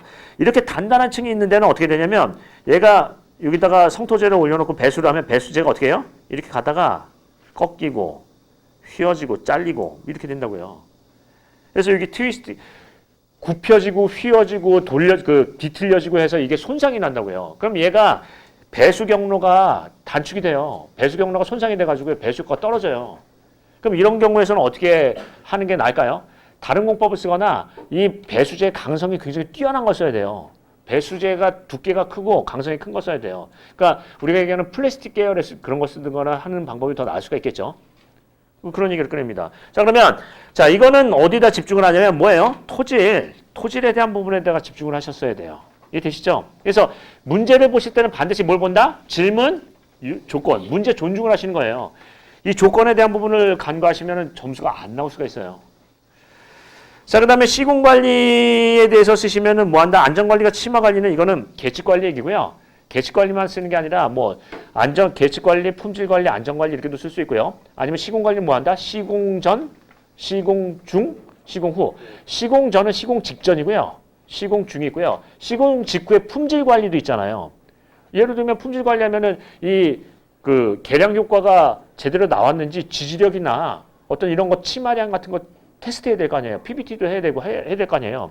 그럼 품질 시험 같은 것도 또 써야 되나요? 네, 써야 돼요. 그래서 그런 것도 얘기를 꺼낼 수 있겠습니다. 이런 거 안 먹혀요. 제가 이제 한번 보겠습니다. 비교표 이렇게 쓰자고 했나요? 이유 쓰자고 했죠. 이유요. 이유가 잠깐 나와야 돼요. 아니 기간이 짧다 길다? 아닐 수도 있어요. 반대일 수도 있다니까요. 자, 그 다음에 내용을 한번 보시면요. 치마 관리, 이거는 이제 전중으로 나눠서 쓰고요. 그 다음에 이제 사례 쓰겠습니다. 이 사례는 뭐냐면, 대나무 매트 율촌 상단에 뭐 했다는 그런 얘기인가 봐요. 광양항. 대만나무 했다는 거예요. 이게 뭐가 좋다는 거예요? 그럼 이렇게 쓰겠습니다. 뭐예요? 1안과 2안이 있는데, 1안은 표층 안정 처리를 저 시멘트 안정 처리로 한 거예요. 근데 단가가 3억이에요. 우리가 이제 공사비가 3억이에요. 근데 대나무 매트로 했더니 공사 기간은 한 2개월 단축이 됐고요. 단가가 얼마냐면 5천만 원이에요. 그래서 얘가 낫다고요. 이렇게 쓰는 거죠. 그래서 이런 것들은 어떻게 해요? 1안, 2안 당초 변경해서요. 그 공사 기간하고 공사비에 대한 비교를 해주세요. 그게 빠르고 싸니까 하는 거 아니에요. 이런 식으로 하는 건 뭐예요? 이건 전혀 도움이 안 돼요. 이거는 사례로서의 가치가 없는 거죠. 자, 그렇게 보시겠습니다. 자, 그 다음에 한번 볼까요? 자, 옹벽의 안정 조건. 이거 이제 말 잘 나왔습니다. 자, 이거 일단 보겠습니다. 옹벽의 안정 조건하고 시어키 설치 사유를 보면, 옹벽의 안정 조건은 뭐가 있죠? 내적, 외적만 있는 게 아니에요. 다르게 한번 보겠습니다. 뭐요? 예. 전도, 지지력, 활동 이렇게도 갈 수 있어요. 또요? 내적, 외적도 갈 수 있고요. 또요? 단기 안정, 장기 안정도 갈 수 있어요. 또요? 정적 안정, 동적 안정도 갈 수 있어요. 내진에 대한 안정은 동적 안정이에요. 그러니까 여기에 안정 조건의 핵심은 뭐냐면 전도, 지지력, 활동이에요. 이게 가장 기본 안정인데 우리가 간과하기 쉬운 건 어떤 안정에 대한 부분도 간과하기 쉽다? 장기적인 안정 또는 지진에 대한 안정, 즉 동적 안정, 이런 안전율 기준이 또 따로 있어요. 그게 단기 안정보다는 작아요. 안전율이 작다는 건 더 빡세다는 얘기죠. 자, 그런 부분을 얘기를 꺼낼 수 있겠습니다. 내진 안정 얘기를 꺼낼 수 있고요. 자, 그러면 일단 안정 조건에 대해서는 내적, 외적하고 제일 중요한 건 뭐예요? 전도, 지지력, 활동에 대한 안정 얘기를 꺼내고요. 자, 그 다음에 쉬어키 설치 사유는 뭐예요? 쉬어키를 설치하면 두 가지의 어떤 그 개선 효과가 있어요. 첫 번째는 뭐예요? 수동 토합이 증가해요. 수동 토합이 증가한다. 증가하는 게 있고요. 그 다음에 또 뭐가 증가해요? 전단 저항이 증가해요. 전단 마찰력이, 전단 저항력이 증가한다 하면 그 이유를 써야 돼요. 1번, 2번. 그래서 이유를 써줘야 된다고요. 이유를. 왜 수동 토합이 증가하는지. 자, 거기 좀 이따 뒤에서 얘기를 한번 해보고요. 자, 그 다음에 시공 관리는 우리가 이제 책에는 이렇게 나와 있습니다. 배뒷줄기, 배수, 뒤채움, 줄눈, 기초. 한번 보겠습니다. 자, 그러면 옹벽이 뭔가요? 이게 콘크리트 옹벽인가요? 개비운 옹벽인가요? 아니면은 보강토 옹벽인가요? 그러면 이런 거가 없으면 어떻게 한다? 논술에서 특정을 하시면 돼요. 자, 이 3번에 본고에서는 본인이 경험한 공공 무슨 현장에 보강토 옹벽을 기준으로 한다. 이렇게 쓰시면 돼요. 본고에서는 본인이 경험한 뭐뭐 공공 현장에서의 캔틸레버 옹벽을 기준으로 한다. 본고에서는 본인이 경험한 개비운 옹벽을 기준으로 한다. 이렇게 쓰시면 돼요. 그래서 그런 부분에 대한 얘기를 하고요. 그 다음에 여기서 얘기하는 거는 안정 조건하고 시공 관리가 중요하다고 본다면 어떤 얘기를 한다? 동적 안정 아니면요 장기 안정 이런 얘기를 꺼내시는 것도 하나의 방법이고요. 또 시공 관리에 대한 부분은 어떤 얘기를 강조해요? 배수 관리가 중요해요. 배수 관리. 특히 배수 기능의 회복 얘기를 꺼낼 수도 있고요. 이해되시죠? 왜냐하면 결국 사면이 아니라 옹벽에 대해 사면도 마찬가지지만 옹벽에 대해서 안정에 가장 큰 영향을 주는 건 뭐예요? 물이에요. 물. 자, 한번 보겠습니다. 옹벽이 붕괴되는 데가 세 가지가 있어요. 사면도 마찬가지고요. 뭐예요? 그 시기가 뭐죠? 홍수기, 해빙기, 지진시. 셋 다 뭐가 있죠? 물이 있다고요. 홍수기는 간극 전단 능력이 증가해요. 수압이 증가하니까. 해빙기는 뭐예요? 전단 강도가 감소해요. 간극 수압이 증가하니까. 그렇게 하고요. 그 다음에 지진시는 뭐가 생기죠? 지진이 생기면 그 토층에 있던 물이 과잉간극 수압이 발현이 돼요. 그래서 전단 강도가 떨어지는 거죠. 그러니까 해빙기, 지진시 또는 홍수기 때는 다 뭐가 문제가 있다? 물이에요, 물. 따라서 뭘 얘기를 해야 돼요? 배수 대책 얘기를 꺼낼 수밖에 없어요. 자, 그런 부분을 한번 보겠습니다. 자, 그러면 다시 한번 보시면 옹벽의 안정 조건 하면 이제 뒤에 보시면 안정 조건은 뭐가 있다? 내적, 외적 하지만 중요한 거는 전도, 지지력, 활동에 대한 부분을 얘기를 꺼내야 돼요. 이 식 비슷하게 나와야 되는 거 아니에요? 전도에 대한 부분은 어떻게 하는지, 활동에 대한 부분은 어떻게 하는지. 자, 한번 이런 거 한번 보겠습니다. 전도는 어떻게 하죠? 전도에 대한 안전율은 뭐예요? 전단 강도가 있고요. 우리가 이제 전도에 대한 보니까 우리가 얘기하면 전도 모멘트가 있고요. 그다음에 활동 모멘트가 있어요. 그래서 그거를 그림을 그리면은 뭐 이렇게 해서 그림을 그리잖아요. 전동 모멘트는 우리가 뭐에 대한 건가요? 토합에다가 여기서 높이 3분의 일지점까지 해서 하는 게 전동 모멘트고요. 저항 모멘트는 뭐죠? 여기서부터 여기까지 이 토개까지를 보고요. 토개 중량에다가 여기까지의 거리 해가지고 해서 이렇게 해야 될 거 아니에요. 그러면 이 식이 나와야 되겠네요. 그러면 기본적으로 전도에 대한 대책은 뭐 하는 거죠? 전동 모멘트를 낮춰주는 방법, 즉 배면의 경량 성토하는 방법, 또는요 저항 모멘트를 증가시키는 방법, 즉 저판을 확대시키는 방법, 이런 식으로 나갈 수 있는 거죠. 그래서 여기서 중요한 게 뭐냐면 전도 지지력 활동에 대한 내용이 없어요. 이 안전율은 몰라도 좋겠지만 그게 어떻게 구성되어 있는지 분모 분자는 알아야 될 거 아니에요. 저항력하고 자극력이 뭔지는 알아야 될 거 아니에요. 자, 이게 안 돼 있고요. 자, 그다음에 시어키 설치 이유는 뭐 한다? 활동 저항력 증대, 마찰 저항력 증대인데 왜 활동 저항력이랑 마찰 저항력이 증대돼요? 자, 이제 한번 보겠습니다. 활동 저항력 증대는 뭐냐면 그 활동 저항력 증대는 뭐냐면 수동 토합이 증가를 하는데 뭐냐면 수동 토합은 여기 얘가 활동이 되면 어떻게 되냐면 여기 이제 수동 저항이 생기는데 이 깊이만큼 수동 저항이 더 생겨요. 보통 주동 토합은 요 정도 된다고 하면 수동 토합은 3배 이상이에요. 이만큼 생긴다고요. 그러니까 요만큼 증가했을 뿐인데 어마어마한 저항 토합이 생긴다고요. 그러니까 어떤 얘기냐면 활동 저항력 증대하면 어떻게 한다? 1번 해가지고요. 심도 깊이별로 뭐 한다? 깊이에 따른 수동 저항력이 증대가 된다. 보통 수동 토합은 주동 토합의 몇 배 이상이다. 이런 식으로 써주는 거예요. 이해되시죠? 이해되시나요? 지금 공부하시는 것도 상당히 좋은 거예요. 예. 지금 이거 처음 듣는 얘기 같은데 지금 야 이런 얘기가 있었구나. 진작에 공부할 걸. 지금 하시는 거예요. 지금 하시는 거예요. 이게 뭐냐면 한번 보겠습니다. 이게 설치 이유가 저거잖아요. 그 질문 요지잖아요. 그럼 이 이유를 상세히 쓰는 게 핵심이라니까요. 수동토합력 증대, 뭐 전단저항 증대, 수동토합 증대 이렇게만 쓰고 끝나면 절대 안 되고요. 그 이유를 구체적으로 써야 돼요. 왜 그게 증대가 되는지. 이 심도별로 어떤 수동토합이 배면 토합이 배면 토가 증가를 하고요. 그게 주동 토합보다 훨씬 크다는데 어떤 의의가 있는 거예요. 자, 그 다음에 한번 보겠습니다. 예를 하면 어떻게 된다? 이렇게 해서 전단 파괴각이 이렇게 생겨요. 파괴면이 이렇게 생긴다. 그럼 뭐냐면 맨들맨들한 콘크리트하고 흙하고 마찰하는 것보다 물퉁물퉁한 흙하고 마찰하는 게 나아요. 콘크리트는 맨들맨들하잖아요. 근데 얘가 만약에 없으면 콘크리트 면하고 하기 때문에 마찰 개수가 작을 수밖에 없어요. 잘 미끄러진다는 얘기죠. 근데 여기다 설치하면 어떻게 된다? 얘가 전단 파괴가 이런 식으로 되니까 흙과 흙의 마찰, 즉 골재가 만불림 때문에 전단 저항이 상당히 커져요. 그러니까 요것만 약간만 밑으로 낮췄을 뿐인데 굉장히 안정성은 높아진다는 얘기예요. 그러니까 옹벽에 대해서 그 안정성을 높이는 방법 중에서 가장 확실한 방법 중에 하나가 뭐예요? 시어키라는 걸 알 수 있어요. 굉장히 안정성이 높아져요. 그 뭐 사이즈를 크게 할 필요가 없이 그 밑에다가 돌출 그 구조물만 하나만 설치하면 안정성이 높아진다는 걸 알 수 있어요. 자, 그렇게 하고요.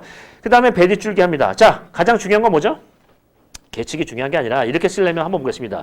자, 제가 계속 얘기하지만 논술은 이렇게 그림으로 끝나는 게 아니에요. 설명이 필요해요. 자, 논술이 누가 이렇게 돼 있나요? 여기는 어떻게 해요? 1번 계측 항목, 2번 계측 빈도나 계측 위치, 목적 이런 얘기가 나오고 한 다음에 항목에 대한 거를 표로 만들거나 이렇게가 들어가야지 이렇게 하면 알아서 보라는 건가요? 그래서 기술사 시험은 그림이 평가 대상이에요? 텍스트가 평가 대상이에요? 문자가 평가 대상이에요. 그림 하나로 그리면은 이게 뭐야 이런다고요. 우리가 미술사가 아니잖아요. 기술사지. 그래서 내용을 좀 더 구체적으로 써주십니다. 이런 거는 사례로 빼주세요. 그리고 한번 보겠습니다. 계측 관리 계획이라고 써놓군요. 뭐 이게 다른 얘기가 많아요. 뭐 토합이 어쩌고 뭐 지하 수위가 뭐 어쩌고 계층 얘기만 쓰세요. 계층 얘기만.